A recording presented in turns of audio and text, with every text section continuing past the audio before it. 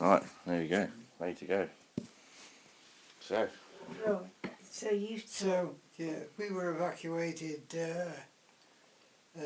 June, I think it was about June the 14th, 1940. yeah. And we went on a ship called the Antwerp. So were you both evacuated together then? No. Eileen was on a different, he's our visitor.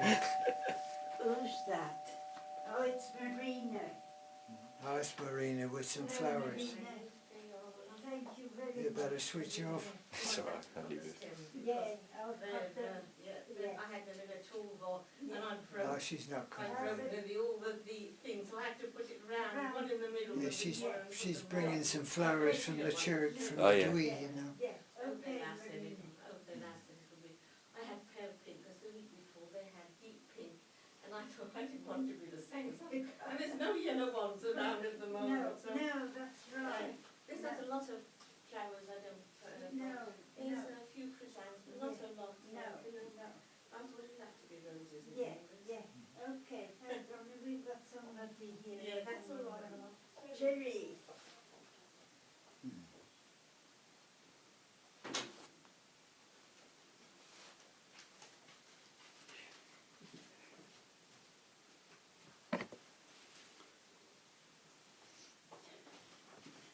Is it going now? Should we start again? We hadn't really got far. So.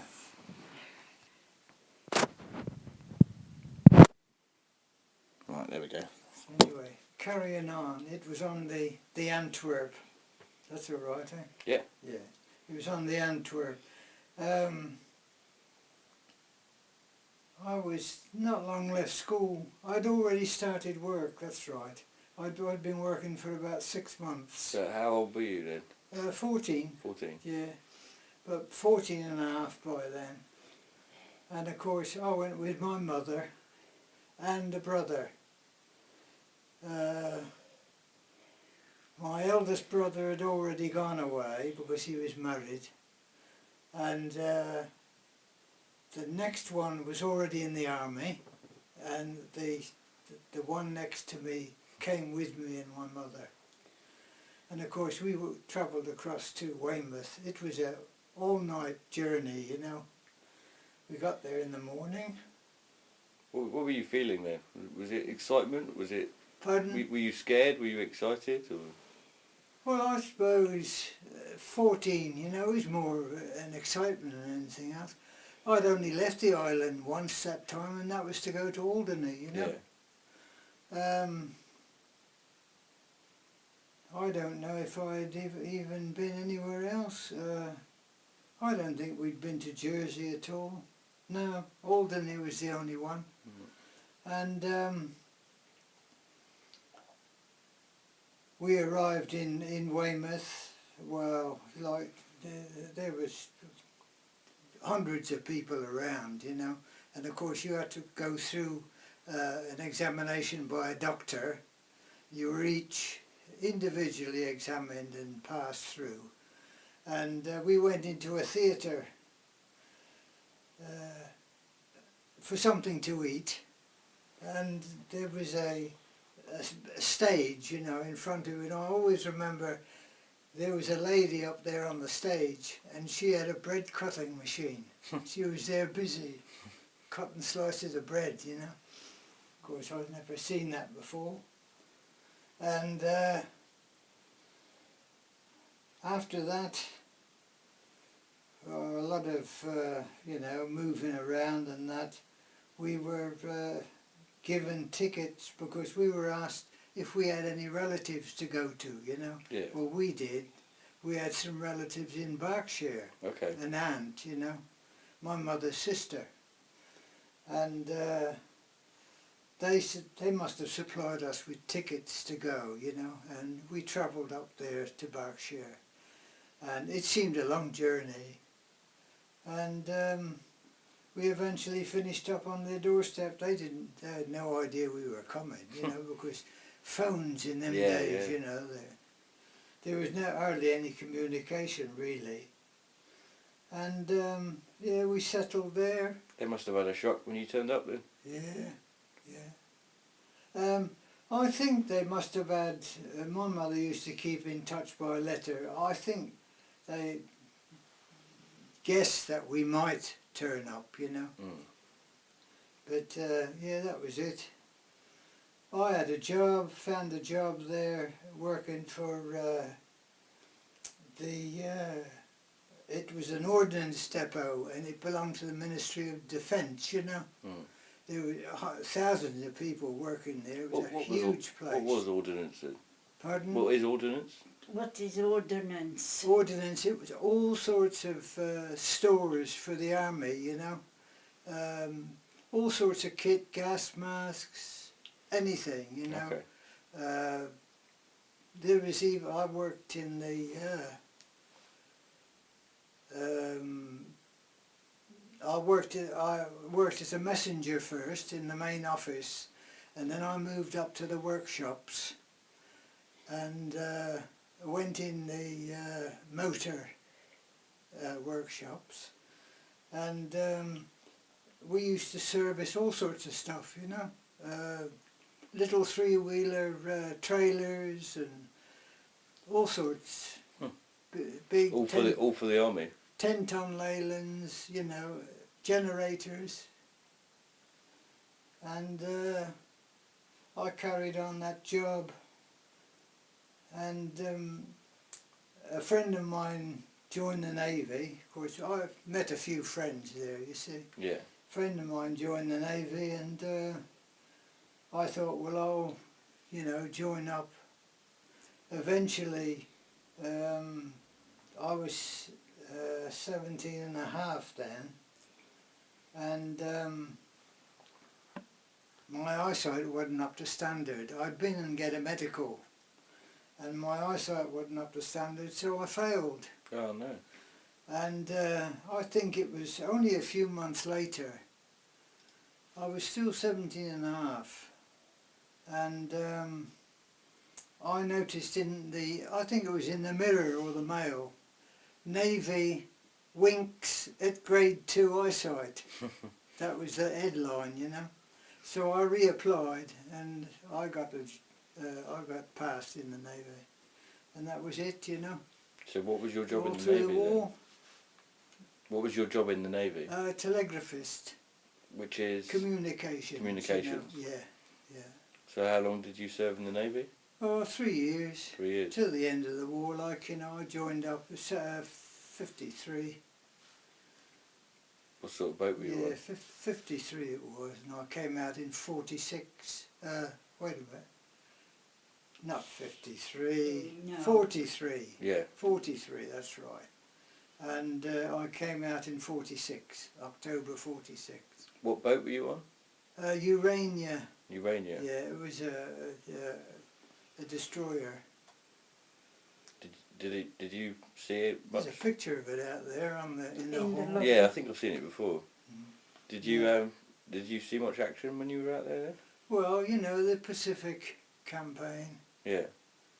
Yeah. What was the name of that island that went up that you called it Urania? Oh yeah, an island appeared out of the Pacific, and we thought it was a ship on fire. Of course, it was night time, you know, and it turned out to be a volcano just coming out of the sea. And the following day, there was a report. It was what they call SEAC. It was Southeast Asia Command. They'd sent a plane out, you know, to take photographs of it, and it was already about 60 foot in height, you know, but it was still erupting, you know, and they called it Urania Island. After your boat? Yeah, yeah. Mm. So was it hard when you were living where you were in England? Pardon? Was it hard? You know. My hearing's not too good, you see. Not now. Well, it was a struggle, you know. We were rationed and everything, you see, Etienne. But better off than them that stayed back here, you know. Mm. Yeah. Did you have any friends that stayed in Guernsey? Oh yes, yeah. And also I made friends over there as well, you know. Yeah. But from what you've heard of the people that stayed here, you're glad you went then? Oh yes, yeah. Yeah. Yeah. Well, it was an experience anyway, you know. Yeah. We would never have had that experience otherwise. And, you know, my age at the time, 14 and a half, well, you had to make the best of everything that came along, you know. Yeah. Oh, yeah.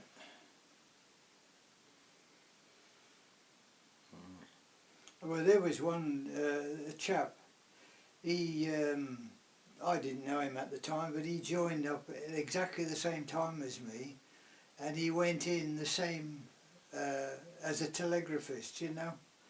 And we were training together, and as time went by, we were drafted abroad on the same ship, and his name was Piggott, John Piggott, and after the war we never really kept in touch, you know, but I knew that he'd come from Crewe, and I always used to think to myself, well, I should really try and get in touch with him. Mm. Well, I thought of trying to get in touch with quite a few of them, you know. Anyway, one occasion, there's a magazine called the Navy News, and they have reunion things and everything, you know. And I happened to see that there was a place that they were having a reunion for Urania. Not Urania, but our flotilla. It was a flotilla of ships, and the captain was Grenville. There's the badge there. Oh, okay. You'll see Grenville on there. Grenville Association. Well, I phoned, there was a phone number, and I phoned, and I said to the chap, you know, I said, would you have on your books a chap by the name of Piggott? And he said, I'll have a look. And sure enough, he said, yeah, he said, as a matter of fact, he joined us 2 years ago. So I said if you could give me his phone number.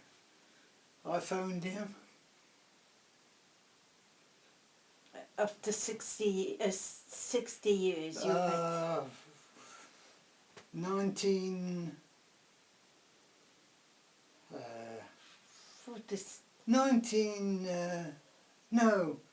2008, 9, 10, 11, 12, 13, about 2007 or 2008. Well, this one was 2008, it says. Yeah. Yeah, and he was on the other end of the phone. So Yeah. I bet So you had a he lot to talk He had about. a surprise. Yeah. And we kept, well, he died last year, right?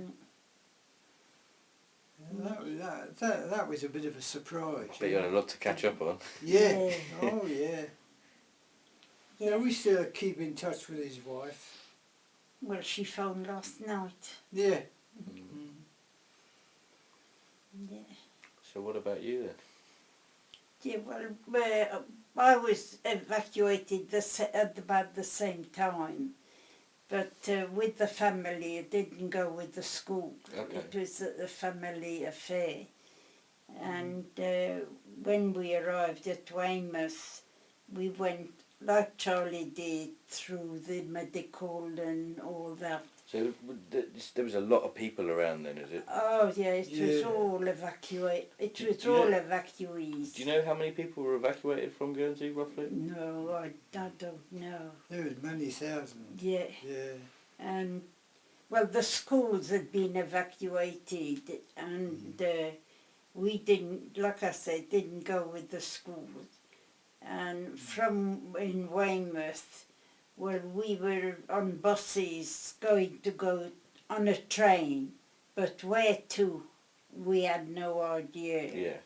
But we landed in Manchester and we were taken into an institution and you were, you know, accommodated there. But it was just a matter of curtains around, you know, to cut off. Again, what were you feeling? Were you excited? Were you scared, nervous? Yeah, well, you know, it was something new. Yeah. We didn't really take notice. I mean, I was 13 and a half, but, you know, you didn't take it. And we were with another family, so we were all mixing up and that. And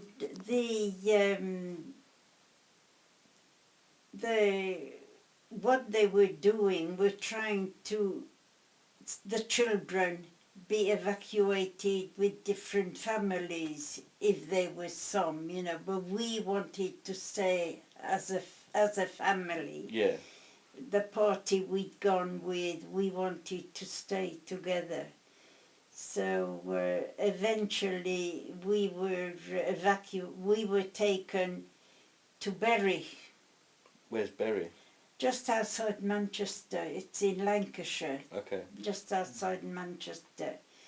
And there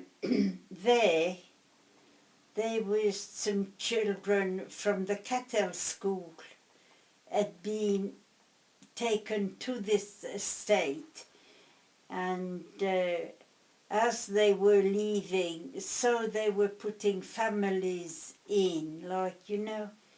So it was the cattle school, that was where we went, and we had 2 houses supplied to us. So were you living with other families as well? At this institution, it was all like I said, like an hospital, you know. But when you actually got given a house, did you? Yeah, we were given a house to go and live in, and we stayed, the family. We were 2 families, one family in the house and then the other family went in. They were brand new houses. And the house we went into had been furnished by a doctor, a doctor. And the school children had been and live in it as well, like, you know. Yeah. But I don't know I can't remember where they went, but we stayed in that house all the time that we were evacuated. And of course I just, like I said, I was 14 in the March, so I left school then. So did you work there? So I went in a woolen mill. Okay. You know, weaving, and all, making blankets, woolen blankets. Was that for the war effort? And Yeah. Yeah. We don't know where they went, but it was all full, you know. And so we did what they called a white serge, but it was for uniforms, and they dress in white and they wouldn't be seen, like, you know. It was for Arctic combat. Okay. Yeah, so it was very interesting. I liked it. It was a damp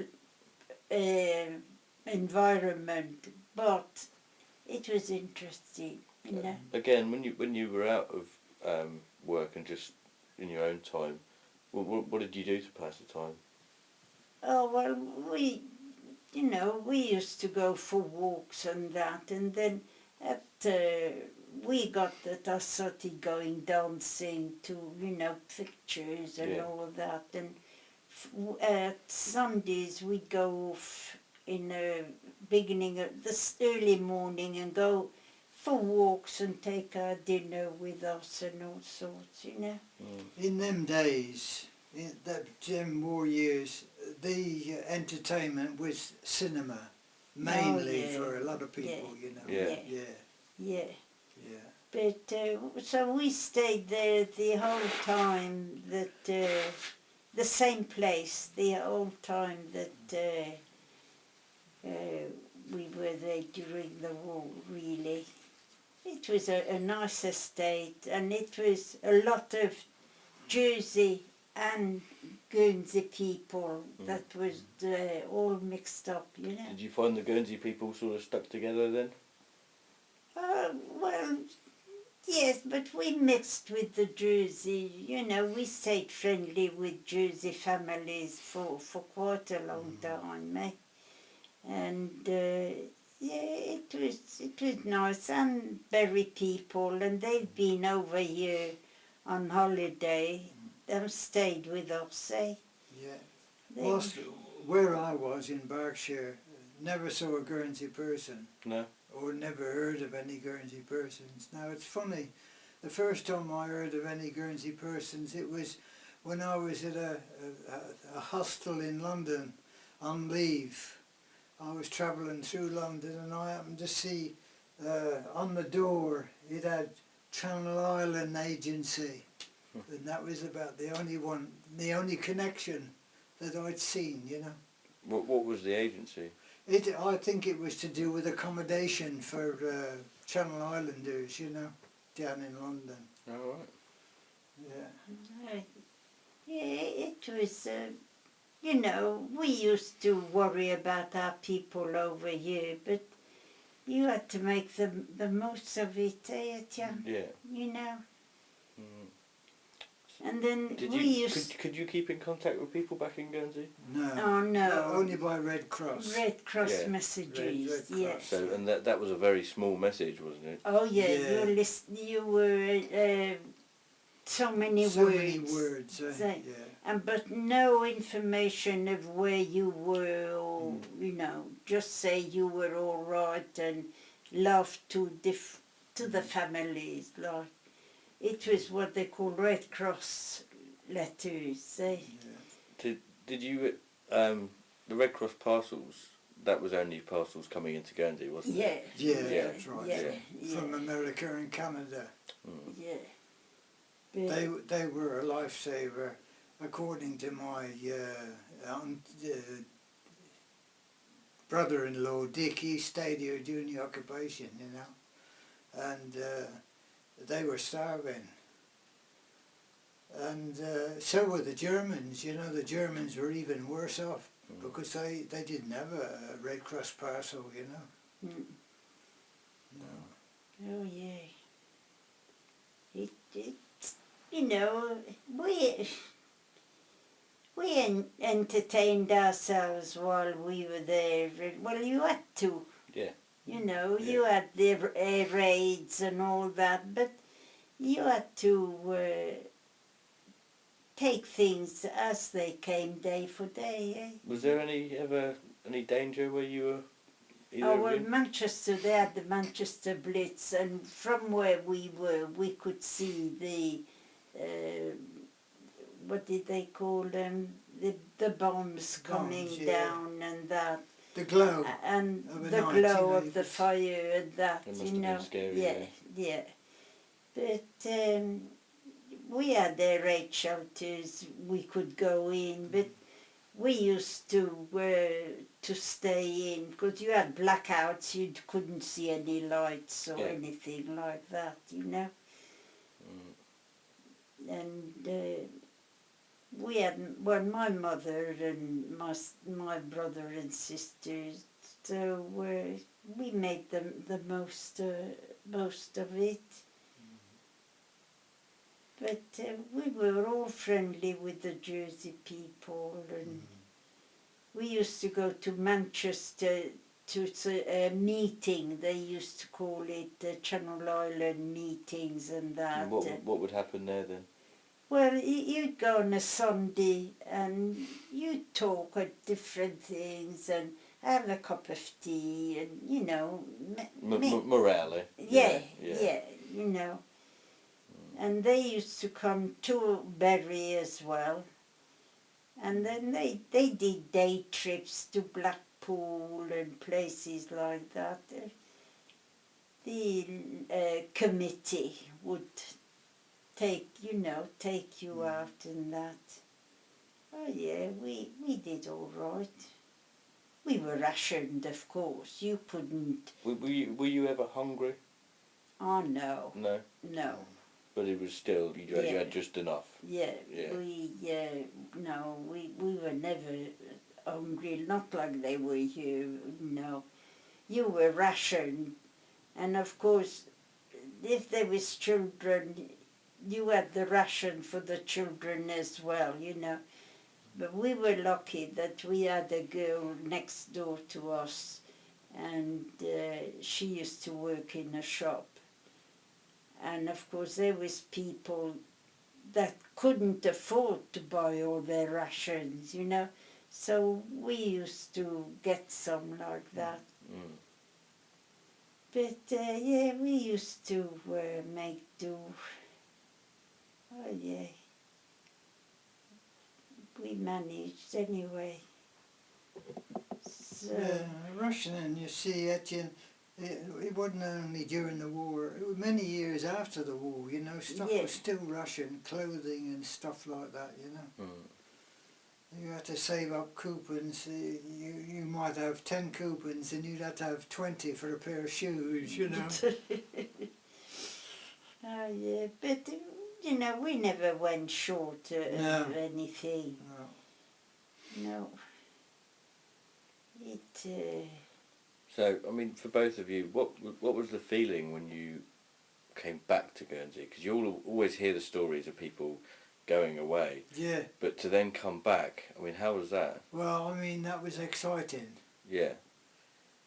because, Because I mean, you're at the age where you could remember it properly, but for some of the That's younger it. children as well, it must have been strange going back. yeah, You know. yeah.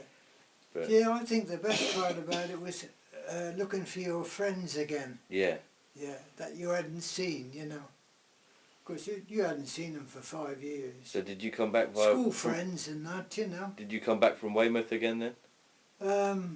Yeah, it was Weymouth. Yeah.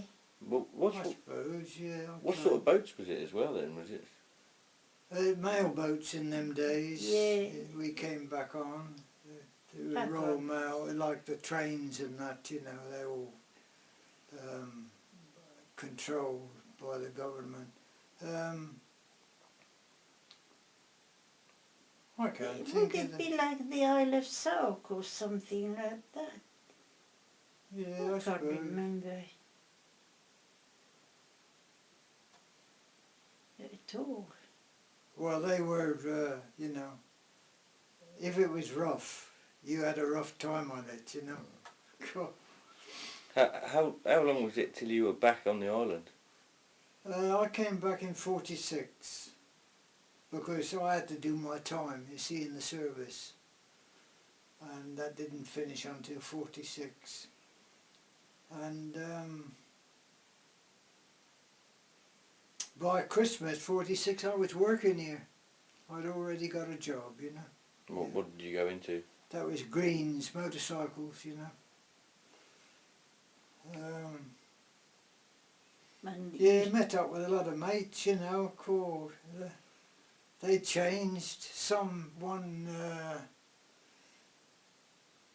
He'd been evacuated, of course, but I had no idea where he was, but he was up in Yorkshire somewhere. He was a miner. He worked in the mines, you know. That was John. John Shepherd. Yeah. And there was another school friend, he was stuck here during the occupation. He used to tell me stories about, there was only him and his dad left. His mother and his sister and brother had gone. I think it was to do with a school or something. But his dad and him were trapped here. And he used to tell stories about what they used to get up to, you know, and Like what? you know, trying to get food and stuff like that. And there was an occasion when he said they had to travel from St Samson's to town with a pig in a pram.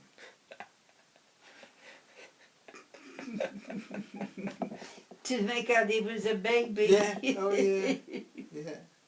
I Oh. don't know how they managed to keep it quiet, but unless they did something to it. But I always remember him talking about the pig in the pram. No. You can just imagine these two guys Yeah. walking along with a pram. Yeah, that's right, yeah. Oh, yeah. Any other stories like that? It's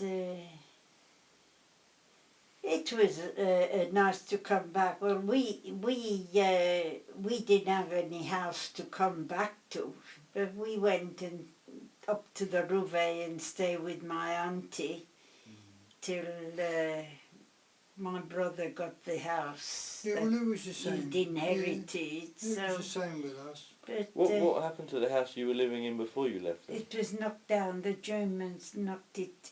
You know the Falcount. Well, we used to live there, and the Germans knocked it down because it was a 2-story high, and there was the guns, and they were in the way of the guns. So I mean, did you get a chance to take everything you wanted with you? Or- Oh no. So a lot of your things were just gone. Just a Yeah, case. all were you allowed could a case, take was that's all. one change. Eh? Yeah. You could only take one change of clothes. So it wasn't a matter of changing 2 or 3 times a day, it was Yeah. once. So, Yeah, you know, you gradually gathered things together as you got back over the other side, you know. Was it strange to come back and see all the bunkers and that? Yeah, it was. Did you go round But of them? course, being as it was 46 when I came back, there was a lot of stuff that had been already cleaned up and tidied up, you know. But it must have been when you came back, yeah. there was a lot that needed to be done. Yeah, well, we didn't take so much notice as what you would have taken, No. because we were more interested in finding work, Yeah. which wasn't no trouble, because my uncle had greenhouses, and there was work there, and housework and all that. Did you go mooching in the bunkers and that then?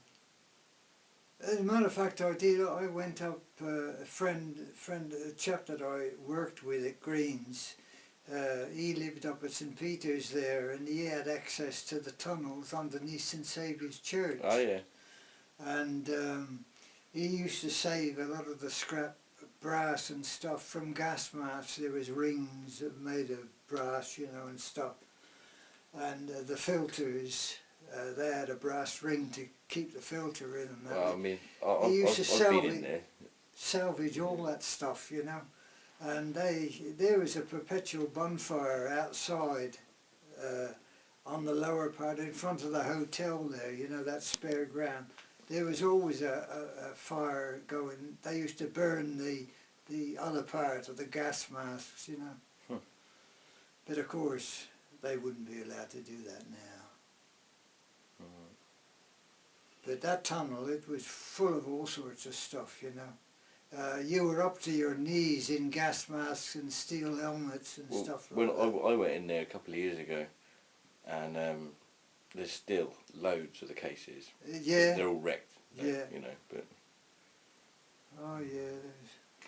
So were you both issued with a gas mask and all that? We had them before we left. Before you left? Oh yeah, you had to take them with you. Yeah, you had your gas mask. Did you ever have to put it on? No.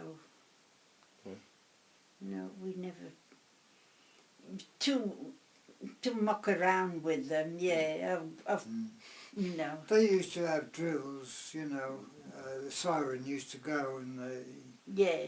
I forget what it was now. It was so many blasts on the siren would indicate. I think it was mustard gas attacks or something, you know. But that was all. And every so many 100 yards on the roadsides, they'd have a staff with a flat plate on it, and it was supposed to indicate if there was any mustard gas attack going on, like it used to change colour or something, I forget now. Oh yeah. Would you say that being evacuated and living through a war has changed the way that you think about things? Oh yeah, I think so. You know, it was an experience to go away and see the difference, the way people lived, you know, and trains and stuff like that, you know, these huge buildings and that. I suppose in some ways it's almost a little bit like people nowadays going to university, in the sense that it's just an experience. Most of them end up back home, but you know it must have been, because no one went to university really then, did No, they? You know, so no. it must have been like amazing for people to see that, because That's they wouldn't right, normally yeah. get a chance. Yeah. Yeah. Yeah, you know, we would never have had that chance otherwise. I don't know. Well, what would we have happened. ever gone to England It for changed. a start? The war changed you know. everything, you know.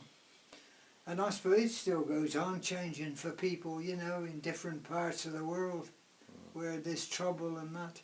They've got to move on somewhere else, like the Syrians, you know. Yeah. Have to make a life somewhere else somehow.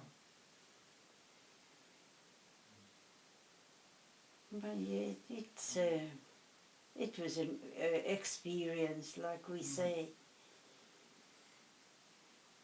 When you got back, did you go and look for anything that was left from your house?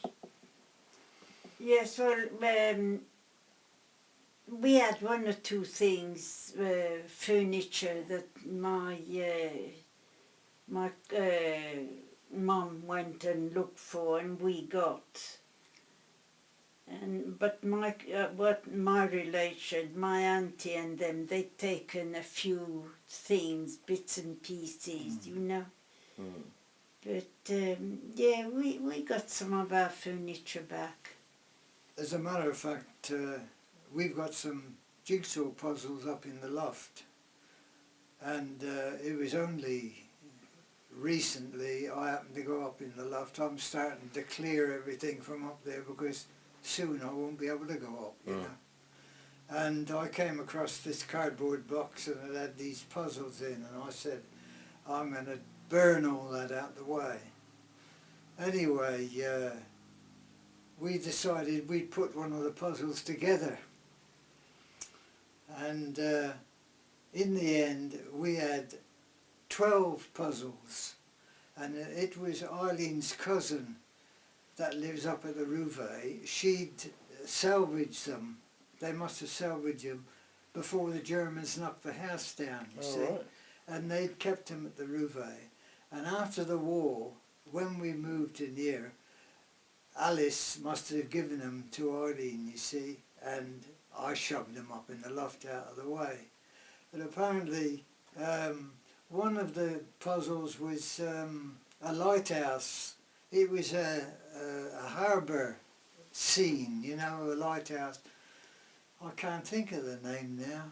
Oh no. But somebody said, well, why don't you get in touch with this particular place and see if they'd be interested in that old puzzle, because it's old, you know, and it was intact. So, it was your niece Beryl came over from the mainland on holiday, and her husband said, I'll look it up on computer, and he said, I'll get an address. And apparently he found that they had a museum at this particular place, and it was part of the lifeboat museum. And they said, oh yeah, we'd be pleased to have that, and we can put it in our museum, you know. And that's what happened. We had a letter and everything from the lifeboat. And it cost, what was it, 6p? Yeah, they were about 6p. 6p when it was bought. Yeah. And And it was one of 12. It was a set of 12 pictures, you know, different parts of England, like. Yeah. Yeah. Yeah, they kept And something. that's one thing, you know, that sort of survived the occupation. Yeah. And I didn't burn them in the end. Most of them had one or two pieces missing. Yeah. But the boxes had flattened right out, you know. So I reinforced the boxes inside, reshaped them, put the puzzles back in the box, and they're back up in the box again. So yeah, is there anything that either of you would like to add? I don't think so. Anything you think we've missed about your time away? No, I Or don't. anything else that you, about family or friends that were left here? Oh yeah, well we kept in touch with the Red Cross. Through the Red Cross, yeah. Yeah. Yeah, but it wasn't until the later years. I think it was about 1944 that we'd had word from my auntie that was here, you know, in the Red Cross. Well, I suppose she didn't know where you were. No, She had to just guess, I suppose. that's right. It was us. We'd sent one, you know, and we'd had a reply. But I don't know where that is now. My brother had that. Oh yeah, it's been a big experience, really. Mm. Yeah. And you know, I made a lot of friends over there. Well, thank you very much for Okay. doing it. Most of them have died now, the ones that I knew. I don't think there's any that are alive, really, now. The last one was Ted that died last year. That's right, yeah. Right. You'll have to sort all that out as best you can.